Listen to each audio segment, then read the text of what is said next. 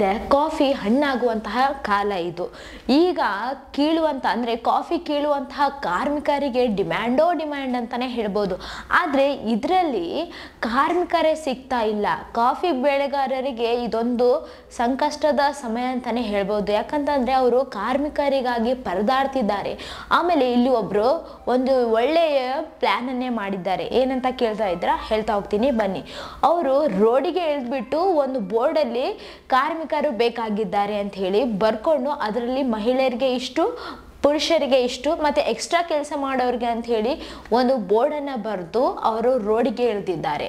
ಆ ಒಂದು ಬೋರ್ಡಲ್ಲಿ ಮಹಿಳೆಯರಿಗೆ ಪ್ರತಿದಿನ ಕೂಡ ಸಂಬಳವನ್ನು ಕೊಡ್ತಾ ಹೋಗ್ತೀವಿ. ಮಹಿಳೆಯರಿಗೆ 415 ರೂಪಾಯಿ, ಪುರುಷರಿಗೆ 615 ರೂಪಾಯಿ. ಏನಾದರೂ ಕೆಲಸ ಜಾಸ್ತಿ ಮಾಡಿದರೆ ಅಂದರೆ ಇಲ್ಲಿವರೆಗೆ ಅಂತ ಹೇಳಿ ಒಂದು ದಿನದ ಸಮಯ ಇರ್ತದಲ್ವ, ಆ ಸಮಯಕ್ಕಿಂತ ಜಾಸ್ತಿ ವರ್ಕ್ ಮಾಡಿದವ್ರಿಗೆ ಎಕ್ಸ್ಟ್ರಾ ಸ್ಯಾಲ್ರಿ ಅಂತ ಹೇಳಿ ಒಂದು ಬೋರ್ಡಲ್ಲಿ ಬರೆದಿದ್ದಾರೆ. ಈ ಒಂದು ಪ್ಲ್ಯಾನ್ಗೆ ಎಷ್ಟೋ ಜನ ಮೆಚ್ಕೊಳ್ತಿದ್ದಾರೆ ಅಂತಲೇ ಹೇಳ್ಬೋದು. ಯಾಕಂತಂದರೆ ಈ ಒಂದು ಕಾಲದಲ್ಲಿ ಎಲ್ರಿಗೂ ಕೂಡ ಕೆಲಸ ಬೇಕಂತ ಹೇಳಿ ಎಲ್ಲೆಲ್ಲಿಂದಲೋ ಬರ್ತಾ ಇರ್ತಾರೆ.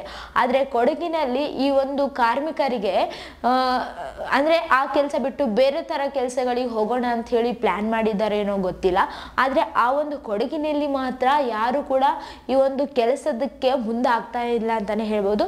ಅದಕ್ಕೆ ಸ್ಯಾಲ್ರಿ ಜಾಸ್ತಿ ಅಂತ ಹೇಳಿಬಿಟ್ಟು ಅಂದರೆ ಪರ್ ಡೇ ಕೊಡ್ತೀವಿ ಅಂತ ಹೇಳಿಬಿಟ್ಟು ಆ ಒಂದು ಬೋರ್ಡಲ್ಲಿ ಬರ್ಕೊಂಡು ರೋಡಿಗೆ ಇಳಿದಿದ್ದಾರೆ.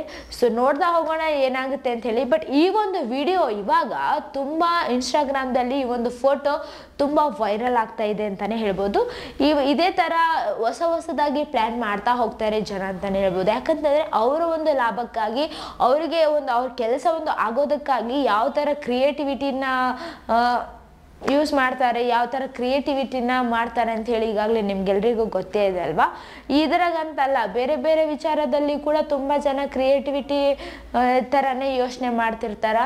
ಒಳ್ಳೆಯ ವಿಚಾರಗಳನ್ನು, ಆಮೇಲೆ ಹೊಸ ಪ್ಲ್ಯಾನ್ಗಳನ್ನು ಹಾಕ್ಕೊಂಡು ಜನರನ್ನ ಆಕರ್ಷಣೆ ಮಾಡ್ಕೊತಾರೆ ಅಂತಲೇ ಹೇಳ್ಬೋದು. ಸೊ ಇದೇ ಥರ ಮತ್ತಷ್ಟು ವಿಡಿಯೋಸ್ಗಾಗಿ ನಮ್ಮ ಚಾನಲನ್ನು ಲೈಕ್ ಮಾಡಿ, ಶೇರ್ ಮಾಡಿ, ಸಬ್ಸ್ಕ್ರೈಬ್ ಆಗಿ. Thank you.